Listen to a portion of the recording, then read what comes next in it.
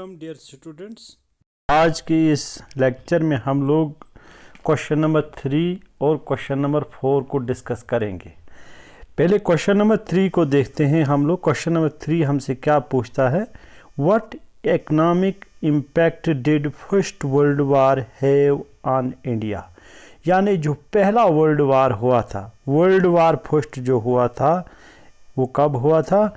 वो हुआ था 1914 से लेकर 1918 तक। ठीक है, ये जो वर्ल्ड वार हुआ इसका असर हिंदुस्तान की इकॉनमी पे क्या पड़ा? The First World war had the following economic impact on India. देखिए, ये दोनों सेपरेट वर्ड्स हैं। इकोनॉमिक इम्पैक्ट, हिंदुस्तान की इकॉनमी पे वर्ल्ड वार फर्स्ट का क्या असर हुआ? It led to huge rises in defence expenditure. देखिए, काफ़ी ज़्यादा डिफेंस एक्सपेंडिचर में, यानी फौजियों के लिए और आर्म्स यानी जो सामान वगैरह था उसके लिए काफ़ी ज़्यादा खर्चा हुआ, यानी काफ़ी ज़्यादा पैसे लगे उसमें।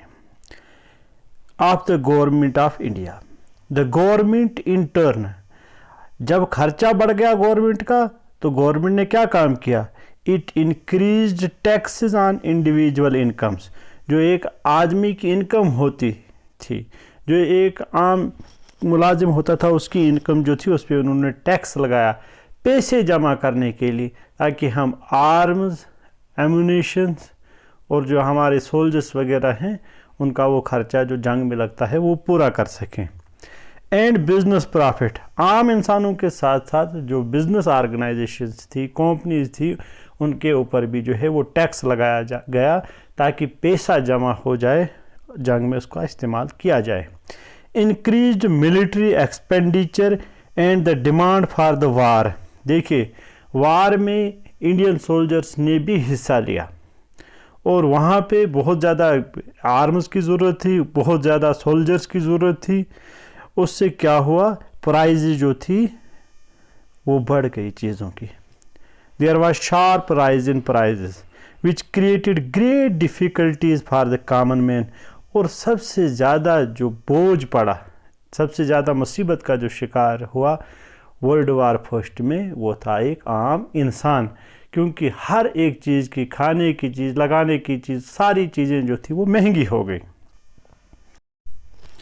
The increased demand of industrial goods such as jute bags, cloth, rails etcetera made the business group reap fabulous profit from the war.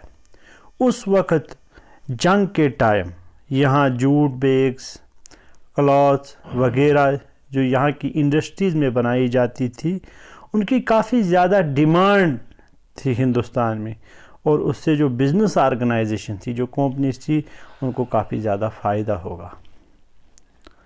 As the First World War cast a decline in imports. Import होता है कोई चीज़ बाहर से लाना, जैसे हम बाहर से किसी देश से कोई चीज़ लाते हैं। एक्सपोर्ट होता है यहाँ की चीज़ बाहर के देश में भेजना। तो उस वक़्त क्या हुआ, जंग के हालात थे तो हम बाहर से कोई चीज़ खरीद के नहीं ला सकते थे, तो इम्पोर्ट वहाँ पे बिल्कुल भी नहीं हो रहा था। और जो लोकली मेड गुड थे, मेड इन इंडिया जो चीज़ें थी वो अवेलेबल थी। Gave an opportunity for the expansion of Indian industries. तो ये एक मौका था वर्ल्ड वार में, ये एक फ़ायदा था कि जो मेक इन इंडिया का अभियान था वो कामयाब हो गया। हिंदुस्तान में बनी चीज़ें जो है वो लोग इस्तेमाल करने लगे। ये था इस क्वेश्चन का आंसर। आई होप आपको समझ आया होगा।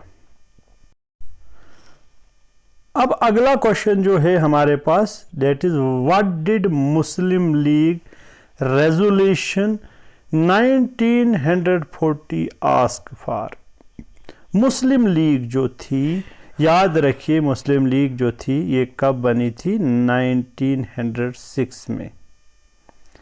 और ये कहाँ पे बनी थी? ये बनी थी ढाका में, जो कि आज बांग्लादेश की कैपिटल है।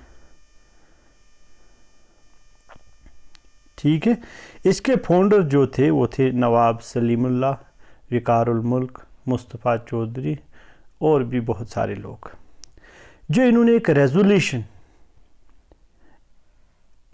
मुस्लिम लीग ने 1940 में पास किया, कोई डिसीजन इस पार्टी का था, उसमें क्या था, क्या उनकी डिमांड थी। The Muslim League resolution of 1940, Muslim league का जो रेजोल्यूशन था 1940 का, आस्क्ड फॉर इंडिपेंडेंट स्टेट्स, इसने डिमांड की इंडिपेंडेंट स्टेट्स की। ये जो यूनियन ऑफ इंडिया था इसमें इन्होंने इंडिपेंडेंट स्टेट्स की मांग की, यानी ऐसी स्टेट जो किसी के ऊपर डिपेंडेंट नहीं हो, यानी आज़ाद स्टेट्स। फॉर मुस्लिम, किन लोगों के लिए, मुस्लिम लोगों के लिए। इन द ईस्टर्न, क्योंकि ईस्टर्न इंडिया में जो थे वो मुस्लिम लोग जो थे वो मेजॉरिटी में थे। And also in the north western areas, north western जो कि आज का ये पाकिस्तान है, ठीक है, और ईस्टर्न साइड में जैसे हमारा बंगाल वगैरह आता है, ठीक है, जो पहले पाकिस्तान, ईस्ट पाकिस्तान बना, फिर 1971 में बांग्लादेश बना, ठीक है। तो मुस्लिम लीग ने 1940 के रेजोल्यूशन में यही डिमांड की थी कि ये जो मुस्लिम स्टेट्स हैं ईस्टर्न इंडिया में और इस north western union of India में जो स्टेट्स हैं जहाँ मुस्लिम लोग मेजॉरिटी में रहते हैं, वो एक इंडिपेंडेंट स्टेट्स जो है वो घोषित की जाए, यानी वो किसी के ऊपर डिपेंडेंट नहीं है। The resolution did not mention partition और पाकिस्तान, इसमें इन्होंने नहीं कहा था कि इनको अलग करो या एक अलग देश बना लो पाकिस्तान का, ठीक है, ये बात नहीं कही गई थी, बल्कि जो ये सीधे कहा गया था कि जो ईस्टर्न इंडिया में और नॉर्थ वेस्टर्न इंडिया में जो मुस्लिम डोमिनेटेड एरियाज़ है, they should be the independent states. आशा करता हूँ कि ये लेक्चर आपको समझ आया होगा। Thank you for watching this video.